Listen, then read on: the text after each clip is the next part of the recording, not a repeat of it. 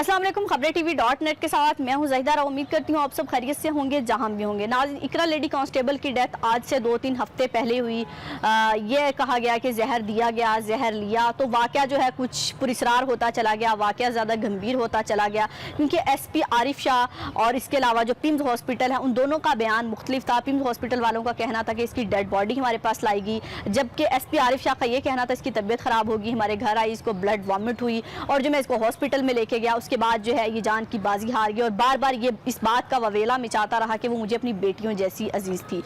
फिर उसके बाद जो ये भी बयान सामने है कि उसकी जो करीबी दोस्त हैं लेडी कांस्टेबल की, जो उसकी को वर्कर्स हैं, उनको भी पता था कि आज फैज़ाबाद में उसकी खास ड्यूटी है, उस पर भी कॉल में मुलविस। तो ये तमाम तर वाक़या जो है हमने आपसे पहले भी डिस्कस किया, मैं इस पर 2 प्रोग्राम कर चुकी हूँ कि कैसे उसकी लास्ट कॉल भी थी इकरा की और उसके बाद उसकी बहन का बयान भी हमने आपसे शेयर किया। इसके अलावा उसकी दोस्त का एक बयान था वो भी शेयर किया। बहन का यही कहना था कि SP आरिफ शाह जो हैं उन पर बात की जाए, लेकिन इकरा को जो इस मामले से निकाल दिया जाए, क्योंकि इकरा को जो है आप डिस्कस ना करें। हमारी फैमिली जो इस टाइम बहुत दुख में है। जाहिर है जिस घर से किसी की बहन जाए, बेटी जाए, तो उनके लिए दुख हमारे जैसा नहीं होता, जाहिर है उनका दुख और होता है। हम कह तो सकते हैं हमें दुख में बराबर के शरीक हैं, लेकिन जिनका दुख है वही समझ सकते हैं कि वो इस टाइम किस कंडीशन में है।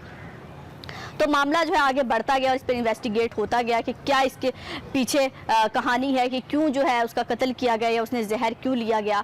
तो आज कुछ हकायक हैं, कुछ चीज़ें हैं जो हम आपसे शेयर करना चाहेंगे। जो हमने FIA से रब्ता किया, उन्होंने बाकायदा खुद ये सबूत दिए हैं, ये मौक़िफ़ दिया है। मौक़िफ़ जो ऑनलाइन देने से तो इनकार कर दिया, लेकिन ऑफ द रिकॉर्ड उन्होंने ये मौक़िफ़ दिया है कि ये चीज़ें हैं जो हमारे सामने आई हैं इकरा के केस में। तो इकरा के केस में नाज़रीन सबसे पहले तो इकरा और SP आरिफ शाह का कॉल रिकॉर्ड निकाला गया है। 1.5 माह कॉल रिकॉर्ड निकाला गया। 1.5 माह के कॉल रिकॉर्ड में 900 कॉल्स हैं जो इकरा और SP आरिफ शाह के दरमियान हुई हैं। 1.5 माह के अंदर अंदर ये कॉल्स का रिकॉर्ड है। CDR दिखाई गई हैं कि ये कॉल्स हैं जो इकरा और SP आरिफ शाह के दरमियान हुई हैं। और उसके बाद ये भी सामने है कि इकरा और SP आरिफ शाह के ताल्लुकात थे। और दूसरी जानिब उसकी बहन ने यह भी इस टाइम बयान दिया है कि SP आरिफ शाह ने उसकी बहन का हमल भी ज़ाया कराया था, उसका अबॉर्शन भी कराया था। तो जब इकरा और SP आरिफ शाह के ताल्लुकात होते हैं आपस में, तो उसी दौरान इकरा की और उनके बेटे की SP आरिफ शाह के बेटे की जो है पसंदीदगी जो है आपस में बढ़ जाती है। दोनों की बातचीत होती है, अंडरस्टैंडिंग इस हद तक चली जाती है कि दोनों शादी करना चाहते हैं। तो जब SP आरिफ शाह को ये बात पता चलती है कि इकरा जो है मेरे बेटे से शादी करना चाहती हैं और मेरा बेटा भी पूरी तरह तैयार है उसके साथ शादी करने पे, तो इकरा को जो है वो 1 माह की छुट्टी भेज देते हैं कराची और पीछे से जो है अपने बेटे की शादी करा देते हैं। खबरें TV की स्क्रीन से हमने आपको आरिफ शाह के बेटे की शादी की तस्वीर भी दिखाई थी कि उन्होंने अपने बेटे की शादी कर ली।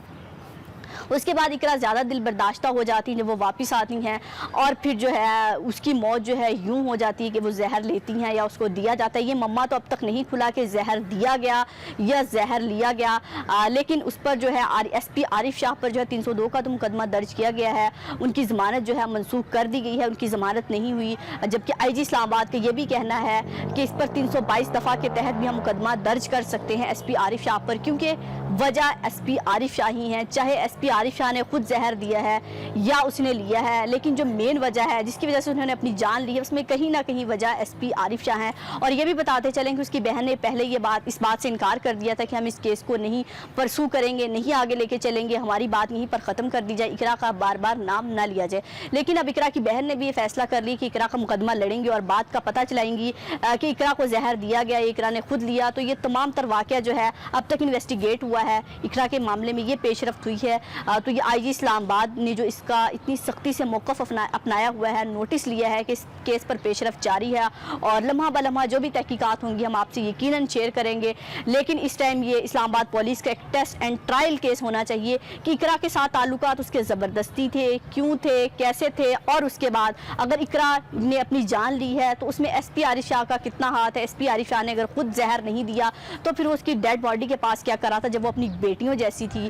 तो बेटियों जैसी कि फिर उसकी जान भी बचाना उसको चाहिए थी, अगर वो ले भी रही थी तो उसको रोकना चाहिए था। दूसरी जानिब जब अपने बेटे के साथ उनको पता चला कि बेटे से शादी करना चाहती हैं तो इखलाकी तौर पर उन्होंने ये गवारा नहीं किया होगा कि जिस लड़की के साथ, जिस खातून के साथ जिसको बेटी जैसा कहता हूँ, शर्म भी आनी चाहिए उसको बेटी कहते हुए, कि उसके साथ मेरे ऐसे ताल्लुकात हैं, वो मेरे घर की बहू बन जाए, मेरे बेटे की बहू बन जाए और मेरे घर की इज़्ज़त बन जाए। शायद वो इकरा की ज़िंदगी को ख़राब करना चाहता था, लेकिन उसको अपने घर की इज़्ज़त नहीं बनाना चाहता था। तो इकरा के जो है अल्लाह दर्जात बुलंद करे। इकरा के बारे में अगर कोई नेगेटिव सोच है, मेरा ख्याल है आपको नेगेटिव सोच वाली बात भी नहीं करनी चाहिए, क्योंकि वो इस दुनिया से चली गई है। अल्लाह ने अगर उसके गुनाहों पर पर्दा रखा है तो हमें भी उसके गुनाहों पर पर्दा रखना चाहिए। हम इंसान कौन होते हैं किस पर कोई बात करने वाले, लेकिन ये बात ज़रूर सामने आनी चाहिए कि इकरा को जहर दिया गया, इकरा ने जहर लिया और SP आरिफ शाह को सख्त से सख्त सज़ा होनी चाहिए, क्योंकि वजह वही है। अगर शायद वो अपनी अना को और अपने आप को थोड़ा सा ज़र्फ दिखाते, जहाँ उन्होंने इकरा की ज़िंदगी बर्बाद की थी, अगर वो अपने बेटे से शादी होने भी देते तो इसमें शायद कोई कबाहत भी नहीं थी कि आप जो है अपना आपका कहीं ना कहीं शायद गुनाह भी छुप जाता और शायद वो इकरा जो है अपनी जान भी ना लेती। लेकिन SP आरिफ शाह ने ऐसा नहीं किया, बल्कि उसको धोखे से 1 माह की छुट्टी भेजा और पीछे से अपने बेटे की शादी कर दी। तो जो असल मम्मा है, जो असल बात तो है शायद वो तो इकरा के दिल में ही है और इकरा मनोबोझ लेके इस दुनिया से चली गई और पीछे जो है कहानियाँ छोड़ गई, सवाल छोड़ गई इस मुआशरे के लिए, पुलिस के लिए और हम सब के लिए कि मुआशरा किस तरफ जा रहा है। शायद लड़कियां भी कहीं महफूज नहीं हैं कि जब वो नौकरी पर जाती हैं तो उनके साथ क्या कुछ हो जाता है। तो जो लड़कियां जॉब्स पर जाती हैं, नौकरी पर जाती हैं, तो उनको भी अपने आप को थोड़ा सा मजबूत करके निकलना चाहिए, किसी की ब्लैकमेलिंग में नहीं आना चाहिए और जॉब के चक्कर में किसी की गलत बात बर्दाश्त नहीं करनी चाहिए, क्योंकि जब आप आहिस्ता आहिस्ता छोटी छोटी बात बर्दाश्त करते चले जाते हैं फिर वो बड़ी कहानियाँ बन जाती हैं और फिर इकरा जैसा वाक़या हमारे साथ सामने है। तो फिर इंसान ऐसी जगह पर चला जाता है जहाँ से फिर कहता है कि मौत ही इसका असल रास्ता है, इसके अलावा कोई रास्ता नहीं है। अपना और अपने प्यारों का बहुत ख्याल रखिएगा, हमें दुआ में याद रखिएगा। अल्लाह हाफिज़।